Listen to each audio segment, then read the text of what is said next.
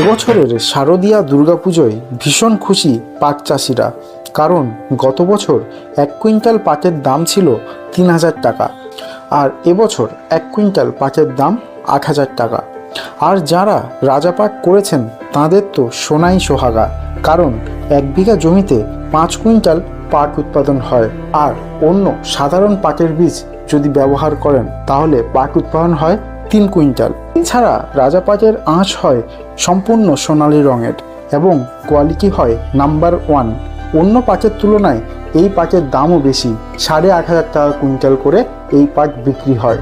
Original রাজা পাট চেনার জন্য জোড়া বলদের ছবি দেয়া নুজিবিদু 6 রাজা এনজে 7005 লেখাটি দেখে নেবেন এবং প্যাকেটের পেছনে নীল রঙের স্টিকারটা দেখে নেবেন।